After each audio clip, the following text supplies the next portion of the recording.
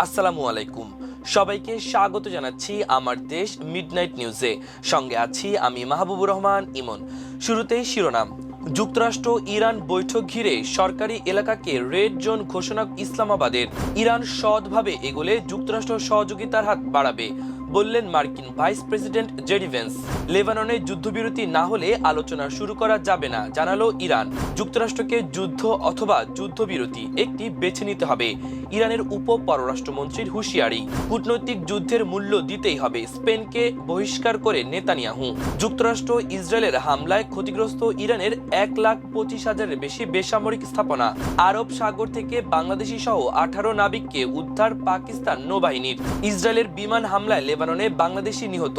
সংরক্ষিত নারী আসনে প্রথম দিন বিএনপির মনোনয়ন ফর্ম নিলেন 578 জন। শুনছিলেন সংবাদ শিরোনাম, এবার বিস্তারিত।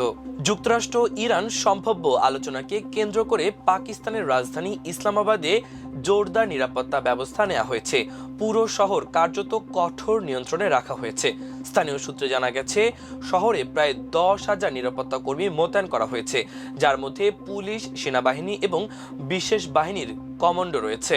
বহুস্তর বিশিষ্ট এই নিরাপত্তা ব্যবস্থার অংশ হিসেবে স্কুল ও অফিস একদিনের জন্য বন্ধ ঘোষণা করা হয়েছে, যাতে পুরো আয়োজন নির্বিঘ্নভাবে সম্পূর্ণ করা যায়। রাজধানীর গুরুত্বপূর্ণ সরকারি এলাকা রেড জোন এ প্রবেশের সব সড়ক বন্ধ করে দেওয়া হয়েছে। এলাকার প্রবেশকে কড়াকড়ি আরোপ করা হয়েছে। মার্কিন ভাইস প্রেসিডেন্ট জেডি ভেন্স বলেছেন, মার্কিন প্রেসিডেন্ট ডোনাল্ড ট্রাম্প ইরানের সঙ্গে আলোচনার বিষয়ে সুস্পষ্ট দিক নির্দেশনা দিয়েছেন। এই আলোচনা ইতিবাচক হবে বলে তিনি আশাবাদী।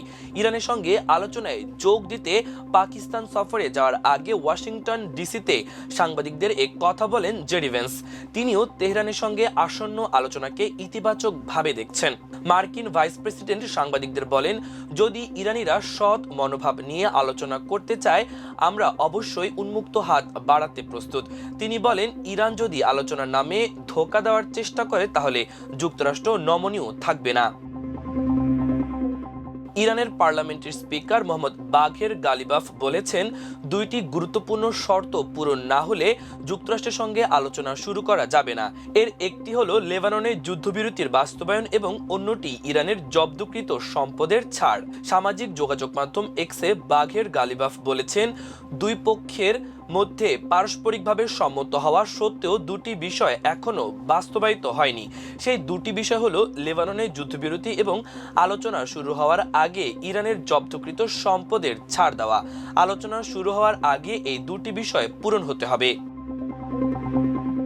ইরানের উপ পররাষ্ট্রমন্ত্রী সাইদ খাতিবজাদে বলেছেন, লেবাননে চলমান ইসরায়েলি হামলায় ইরানের সঙ্গে যুক্তরাষ্ট্রের যুদ্ধবিরতির শর্তের গুরুতর লঙ্ঘন। তিনি বলেছেন, যুক্তরাষ্ট্রকে যুদ্ধ অথবা যুদ্ধবিরতি যে কোনো একটি বেছে নিতে হবে। একই সঙ্গে কেক রাখা এবং খাওয়া যাবে না। তিনি আরও বলেন, যুক্তরাষ্ট্রের জাহাজগুলো যতক্ষণ শত্রুতামূলক আচরণ না করবে ততক্ষণ হরমুজ প্রণালী দিয়ে চলাচল করতে পারবে। হরমুজ প্রণালী খোলা রয়েছে, তবে কারিগরি সীমাবদ্ধতার কারণে জাহাজগুলোকেই ইরানি বাহিনীর সঙ্গে সমন্বয় করে চলাচল করতে হবে। প্রণালীতে নিরাপদ নৌপথ নিশ্চিত করব আমরা। গাজা যুদ্ধবিরতি বাস্তবায়নে গঠিত একটি সমন্বয় কেন্দ্র থেকে স্পেনকে বহিষ্কার করেছেন ইসরায়েলের প্রধানমন্ত্রী বেনিয়ামিন নেতানিয়াহু। নেতানিয়াহু এক বিবৃতিতে বলেন, যারা আমাদের আক্রমণ করে তাদের বিরুদ্ধে ইসরায়েল নীরব থাকবে না। স্পেন আমাদের সেনাবাহিনী বিশ্বের সবচেয়ে নৈতিক বাহিনী সম্পর্কে অপপ্রচার চালিয়েছে। তিনি আরও বলেন, এই কারণে আমি আজ নির্দেশ দিয়েছি কিরিয়াতে গাতের সমন্বয় কেন্দ্র থেকে স্পেনের প্রতিনিধিদের সরিয়ে দিতে, কারণ তারা বারবার ইসরায়েলের বিরুদ্ধে অবস্থান নিয়েছে। নেতানিয়াহু বলেন, এই ভণ্ডামি ও শত্রুতাকে আমি মেনে নেব না। কোনো দেশ আমাদের বিরুদ্ধে কূটনৈতিক যুদ্ধ চালাবে এবং তার কোনো মূল্য দিতে হবে না, এটা হতে পারে না। ইরানে যুক্তরাষ্ট্র ও ইসরায়েলের হামলায় দেশ জুড়ে 1,25,000-এর বেশি বেসামরিক স্থাপনা ক্ষতিগ্রস্ত হয়েছে বলে জানিয়েছে ইরানের রেড ক্রিসেন্ট সোসাইটি। দেশটির রাষ্ট্রীয় বার্তা সংস্থা IRN এর বরাতে সংস্থাটির প্রধান পীর হোসেন কলিভান্ত বলেন, হামলায় মোট 1,25,630টি বেসামরিক ইউনিট ক্ষতিগ্রস্ত হয়েছে। তার দেওয়া তথ্য অনুযায়ী ক্ষতিগ্রস্ত স্থাপনাগুলোর মধ্যে 23,500টি বাণিজ্যিক কেন্দ্র ও ব্যবসা প্রতিষ্ঠান। এছাড়া 339টি চিকিৎসা সংক্রান্ত স্থাপনা ক্ষতিগ্রস্ত হয়েছে, যার মধ্যে হাসপাতাল, ফার্মেসি, ল্যাবরেটরি, স্বাস্থ্য কেন্দ্র ও জরুরি সেবা কেন্দ্র রয়েছে। উত্তর আরব সাগর থেকে একটি বাণিজ্যিক জাহাজের 18 জন নাবিককে উদ্ধার করেছে পাকিস্তান নৌবাহিনী, যাদের মধ্যে বাংলাদেশীও রয়েছেন। উদ্ধারকৃতদের উন্নতর চিকিৎসার জন্য করাচি নিয়ে যাওয়া হয়েছে। শুক্রবার এ তথ্য জানিয়েছে দেশটির সেনাবাহিনী। তাদের জানানো মতে গোল্ড অটাম নামের জাহাজটি থেকে সাহায্যের সংকেত পাঠানো হলে নৌবাহিনী দ্রুত সেখানে পৌঁছে যায়। পরে জাহাজটি থেকে 18 জন নাবিককে উদ্ধার করে করাচিতে নিয়ে যাওয়া হয়, যেখানে তাদের চিকিৎসা দেওয়া হচ্ছে। তবে কি কারণে জাহাজটি সাহায্য চেয়েছিল সে বিষয়ে এখনো বিস্তারিত কিছু জানায়নি পাকিস্তানের সেনাবাহিনী। এক বিবৃতিতে বলা হয়েছে, উদ্ধারকৃত জাহাজটি গোল্ড অটাম হিসেবে শনাক্ত করা হয়েছে। নাবিকদের মধ্যে বাংলাদেশ, চীন, মিয়ানমার, ভিয়েতনাম ও ইন্দোনেশিয়ার নাগরিক রয়েছেন। তাদের নিরাপদে উদ্ধার করে করাচিতে নেওয়া হয়েছে এবং প্রয়োজনীয় চিকিৎসা দেওয়া হচ্ছে। উদ্ধারকৃত নাবিকদের উন্নততর চিকিৎসা এবং পরবর্তীতে নিজ নিজ দেশে প্রত্যাবর্তনের জন্য করাচিতে নিয়ে যাওয়া হয়েছে। লেবাননের রাজধানী বৈরুতে ইসরায়েলের বোমা হামলায় দীপালি নামে এক প্রবাসী বাংলাদেশি নারী নিহত হয়েছেন।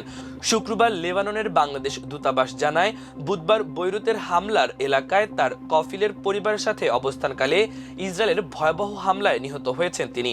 নিহত দীপালি ফরিদপুরের চর ভদ্রাসন উপজেলার চর হাজীগঞ্জ এলাকার শেখ মোফাজ্জলের মেয়ে। দূতাবাস জানায়, দীপালির লাশ বৈরুতের রফিক হারিরি হাসপাতালের মর্গে রাখা হয়েছে। বাংলাদেশ দূতাবাস বৈরুত রেমিটেন্স যোদ্ধা দীপালির মৃত্যুতে গভীর শোক প্রকাশ করেছেন। একই সাথে শোক সপ্তপ পরিবারের প্রতি গভীর সমবেদনা জানিয়েছেন। এছাড়া দূতাবাসের তথ্য অনুযায়ী একই আক্রমণে দীপালির কফিল ও তার পরিবারের একাধিক সদস্য মারা গেছেন। কফিলের একজন পরিচিত প্রতিবেশীর বরাতে এইসব তথ্য জানা গেছে। ত্রয়োদশ জাতীয় সংসদের সংরক্ষিত নারী আসনে প্রথম দিন বিএনপির মনোনয়ন ফর্ম সংগ্রহ করেছেন 578 জন প্রার্থী। শুক্রবার সন্ধ্যায় এ তথ্য জানিয়েছেন বিএনপির মিডিয়া সেলের সদস্য সাইরুল কবির খান। এদিন বেলা 11টা থেকে রাজধানীর নয়াপল্টনে দলের কেন্দ্রীয় কার্যালয়ে আনুষ্ঠানিকভাবে এই কার্যক্রম শুরু হয়। মনোনয়ন ফর্ম বিক্রির উদ্বোধন করেন দলের সিনিয়র যুগ্ম মহাসচিব, প্রধানমন্ত্রীর শিল্প ও রাজনৈতিক উপদেষ্টা রুহুল কবির রিজভী। রুহুল কবির রিজভী বলেন, আগ্রহী প্রার্থীরা রোববারের মধ্যে মনোনয়ন ফর্ম সংগ্রহ ও জমা দিতে পারবেন। প্রতিটি ফর্মের মূল্য নির্ধারণ করা হয়েছে 2,000 টাকা এবং জমা দেওয়ার সময় জামানত হিসেবে দিতে হবে 50,000 টাকা। তিনি বলেন, দেশের গণতন্ত্রের ধারা অব্যাহত রাখতে বিএনপি প্রতিশ্রুতিবদ্ধ। আওয়ামী লীগের শাসনামলে যারা নির্যাতন ও নিপীড়নের শিকার হয়েছেন তাদের মধ্যে থেকে সংরক্ষিত নারী আসনের প্রার্থী বেছে নেওয়া হবে। রিজভী বলেন, বিরোধী দলে থাকার কারণে বিএনপির নারী নেত্রীদের কারাবরণ সহ নানা ধরনের নির্যাতন সহ্য করতে হয়েছে। তাই দলীয় মনোনয়ন বোর্ড সব দিক বিবেচনা করে যোগ্য প্রার্থী নির্বাচন করবে, এটাই সবার প্রত্যাশা। প্রিয় দর্শক, আমাদের আজকের মিডনাইট নিউজের আয়োজন এ পর্যন্তই। সবাই ভালো থাকুন, সুস্থ থাকুন, আমার দেশের সঙ্গেই থাকুন। এতক্ষণ সঙ্গে থাকার জন্য অসংখ্য ধন্যবাদ। আল্লাহ হাফেজ।